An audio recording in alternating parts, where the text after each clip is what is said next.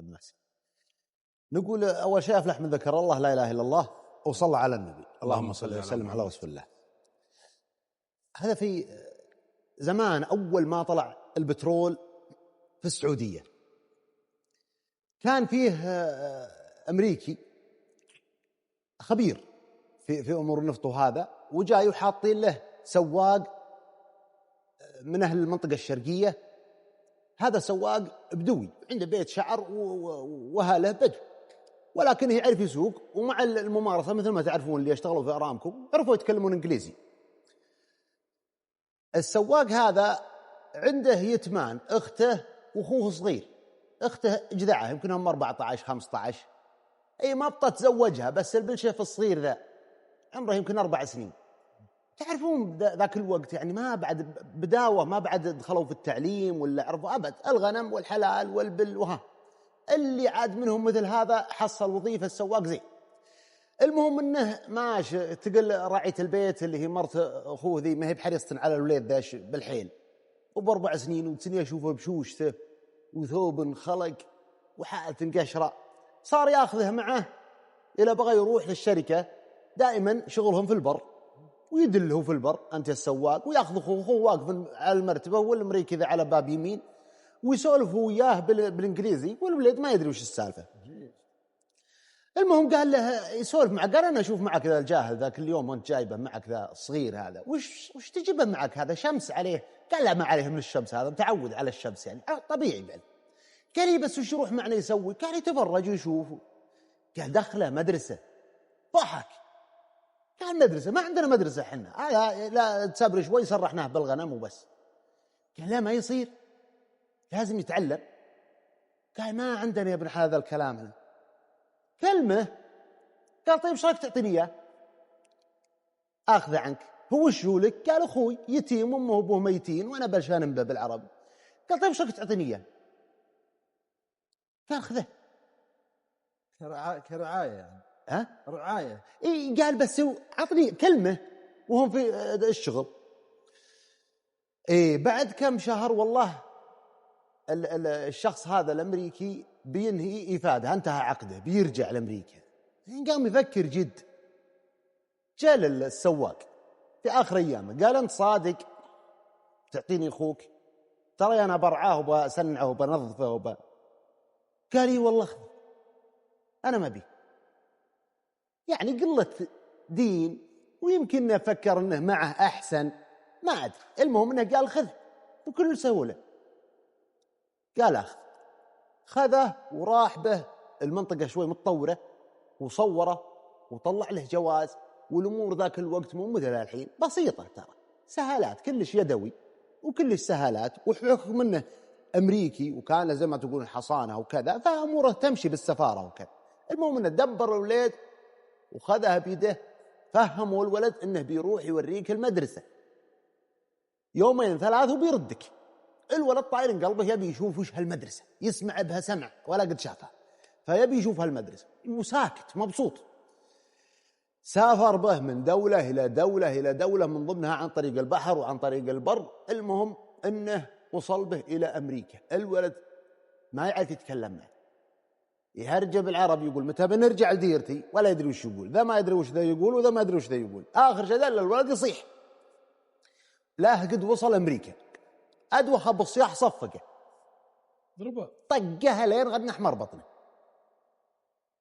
جالس ولا كلمة، خلاص لا تصيحوا بس، يعني هو فاهم إن كل ما صاح بيطق، فما عاد صار يصيح، صار يكتم في نفسه المسكين. كم عمره؟ 5 سنين في هالحدود، صغير. الحاصل الرجال يوم وصل ديرته في أمريكا، ولايته اليومية في زي ما تقول الريف أو كذا، خلاص الآن عنده مبلغ من المال، ولكن هالولد هذا معه قام دخله مدرسة داخلية. قال خله سنتين لين يتعلم اللغة عشان أعرف أتفاهم معه. فعلا الولد اختلط مع الأطفال، طبعا زينه وقصص شعره ونظفه ولبسه، وصار يعني شكله مختلف تماما عن الحياة اللي كان هو عايش فيها، من برية بحتة إلى أمريكا وذاك الوقت. فالحاصل طول الله أعماركم، بعد سنة أو حدودها صار ولد منطلق في اللغة وصغير، وتعلم بسرعة، تعلم. إيه جابه عنده ودخله مدرسة عادية، صار يروح ويرجع على البيت. الولد فيه كره لهذا الشخص، يرى أنه خدعه، انتشله من بيئته، لكن في نفس الوقت بيئته يعني ما يتحسف عليها لا أم ولا أبو، ولكن وإن كان فأنت غشيتني، أنا جاي معك على أساس أنها يومين ثلاثة، الآن ما عاد لي كم مدة كم.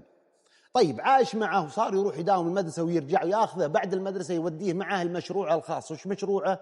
سواله سكراب وحديد وزي التشليح، وصار يعلمه ايش يفك ويربط ويبيع ويتعامل مع الزبون. والله الولاد مفتح وبدأ يتعلم، وفعلا بالذات في نهاية الأسبوع ياخذه معه، يعني في الغالب ولا وسط الدوام الأسبوعي تقريبا من البيت للدوام. لكن الشخص هذا الأمريكي ما كان مضبوط، كان يشرب دائما، يعني هناك حرية فيشرب 24 ساعة، وصار ما لقى مبادرة من الطفل هذا يعني كحب أو أبوة له، فصار بينهم جفوة. الطفل إيش كان يسوي؟ كان يعطيه مصروف مدرسي يوميا، فقام يجمعه كل يوم ويحطه تحت السرير، على أساس إيش؟ يرى أن هذا المبلغ إذا اجتمع وصار في يوم من الأيام مبلغ كبير يقدر يكون له طوق نجاة ويهرب من عنده، يساعده في ترحاله، يعني يبي يبعد عنه بأي طريقة. ترى قصة عظيمة سبحان الله. بعد فترة الوليد هذا صغير سن، وذاك الوقت الله يكرمكم السامعين جت الفيران وكلت المبلغ هذا. يوم طلعه بيحط عليه زيادة، ما أدري تحصل له دولار أو أقل، يوم نظر لها كلها أيوة ولا متفتته، ويقعد يصيح. هذا كان في السكراب، ويصيح ويصيح ويطلع عند الباب ويقعد يصيح الليل من حرقة. طلع عند باب البيت، فيه عجوز مقابلتهم قبال البيت، ولا تطيق راعي البيت لو تعرف انه نجس سبحان الله العظيم، ولا تواطن هي ولا تكلمه، هي جارته بس ما تكلمه، وتدري انه ما يقبلها حد ولا تزوج، وين جاه ذا الولد منه، ولكن لانها ما تكلمه ما كلمته، يعني بينهم المشكله. فلقت الولد يصيح، حنت عليه، كانت جالسه تغزل برا الجوزين ومعها مغزلها وتسوي اعمال صوفيه، هذه مو بغزل الصوف هذا. فقالت جت لما قالت ليش تصيح يعني؟ قال انا فلوسي كلتها الفيران. قالت لا ما يصير كذا، ليش تحط الفلوس كذا؟ راحت جابت له علبه حديد وعطت اياه، قالت حط فلوسك في علبه حديد، الفيران بتاكلها مهما كانت. قال زين اجمع من جديد، ويبتل الضعيف يجمع من جديد. صارت اذا شافته وهذاك غايب تسولف معه، وهو لقى فيها حنان. يعني تعرفون وليد في هالعمر هذا في الابتدائي يبي حرمه تحن عليه زي الام، راح لها صار يتكلم وياها ويعطيها اسرار، وحبته مره وهو حبها، صار ينتهز الفرصه عشان يسولف مع هالعجوز هذه. كبر الولد والان غلق الثانوي، وشرح لها ظروفه. قال انا ترى ما ادري منين جاي، انا اعرف اني ماني من هنا، لكن هذا اخذني وانا والله ما احبه ولا بيه، واقشر الساعات يوم اشوف. قالت حتى أنا. طيب وش الحل؟ قالت أنت كم عندك مبلغ هالحين؟ ترى هالحين الوليد في الثانوي، ويوم يجمع أو في الابتدائي قال عندي مبلغ كبير. قالت عطني ما عندي صلاح تحطه عندك. قالوا ايش بتسوين به؟ قالت أنا بنت أختي هي اللي قريبة لي في الدنيا، وتجي تزورني كل أسبوعين كل 3 أسابيع في نهاية الأسبوع، وهي شغالة في بنك. ايش رايك نحطها لك في سلة استثمارية معها، احفظ لك لا يلقى هذا العلة وياخذها بعد. قال والله زين اللي تشوفين. صار يثق فيها. فعلا كانت البنت بتجي بعد يومين كلمته، قالت هذا مبلغ حطيه كاستثمار. طبعا هو طلع له جواز امريكي وخلاص، يعني اموره طيبه، مع انه عنده جواز سعودي اللي طلع به من السعوديه، بس ما يدري هو وش السالفه. فأعطاها صورة زي ما تقول جوازه أو إقامته أو بطاقته، وفتحت له حساب في البنك وزانت أموره وحطت له سلة استثمارية، وما شاء الله بدأت تزيد. بعد حوالي سنة، هو بعد ما خلص الثانوي قال له تعال معي في السكراب، وصار يكده ويشغله، وصار مبدع في أمور الحديد ولا يفهمها كلها، لكن ما يبي هالشغلة كلها ويبي فرقها هالآدمي. بعد حوالي 2 جات البنت في زيارة لخالتها، قالت ترى المبلغ تضاعف عدة مرات، الآن مبلغ كبير، أنت لازم تجي وتفتح حساب جديد، حساب ثاني، وننقل لك فلوسك وتستثمر في أمور أخرى. قال أنا ما أعرف ذا الكلام كله. قالت طيب ليش ما تاخذ دورة في الأسهم؟ تعال الآن من فلوسك بندفع لك رسوم دورة في الأسهم الآن بتعقد بعد أسبوعين، تعال وبتطور نفسك. قال زين، وين أجي للولاية الفلانية؟ مو بعيدة، بس وش خلصه من جاء لما قال اسمع أنت رفضت أني أدرس الجامعة، طبعا هو رفض أنه يدرس جامعة عشان ما يروح معي، بس فيه دورة أبى أروح أخذها أسبوع أسبوعين وبجي، أنا وين ما أعرف أحد غيرك فبرجع لك. قال خلاص انقلع، رح فارق أسبوعين. قال أسبوعين، قال راح، هي الروحة، هو يبي الانطلاقة من عنده، راح دبرته البنت هذه، استلمته في الولاية الثانية وحطت له سكن وزينت أموره ورتبت وضعه له بما أنها عارفة وضعه، وفعلا التحق بالدورة هذه. الولد مخه نظيف، فما شاء الله تعلم بسرعة، فصار إيش يتردد على البنك وزي ما تقول يبيع ويشتري في الأسهم هذه.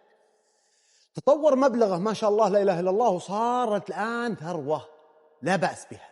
لعله وهو مار ذاك اليوم يروح ويجي البنك، لقى زي السوبر ماركت في قدامه مقدمة زي كذا، لقى ناس فارشين سجادة وواحد يذن، فوقف يناظر في ذا اللي يذن، شيء كأنه مر عليه، كأنه حس فيه بس ناسيه. فيوم تم الأذان ولا الرجال الولد هذا ولا دموعه تنزل بس ما يدري ليش. فيوم خلص المذن جاء لمه، قال أنت وش كنت تسوي؟ قال أذن. أنت ليش تبكي؟ قال ما أدري، بس أنا في شيء تحرك في داخلي، حن سبحان الله لدينه والوطنه، الفطرة. قال في شيء تحرك في داخلي، وبعد الأذان هذا أنت وش تسوي؟ قال بيجون إخواننا المسلمين ونصلي. قال طيب، جو اجتمعوا وصلوا وهو يتفرج ما يدري وش السالفة، فقعد يبكي بغزارة أكثر مما قبل، لحد أنهم خلصوا الصلاة وقاموا كلهم ضلوا عليه يحضنونه ويهدونه. قال علموني أنتم وش أنتم؟ قالوا حنا مسلمين. قال طيب أنا في شيء مر علي زي كذا.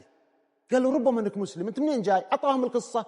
قالوا الأحرى أنك مسروق أو مخطوف من ديرتك.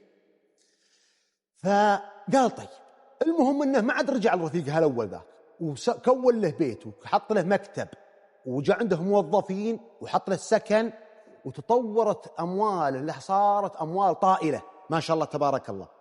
توفي الشخص اللي هو عنده راعي السكران، فرجع جاء خبر، رجع ناظر البيت، حب انه ايش يرمم البيت ويأجره لأنه ما عاد بجالس في هالديرة.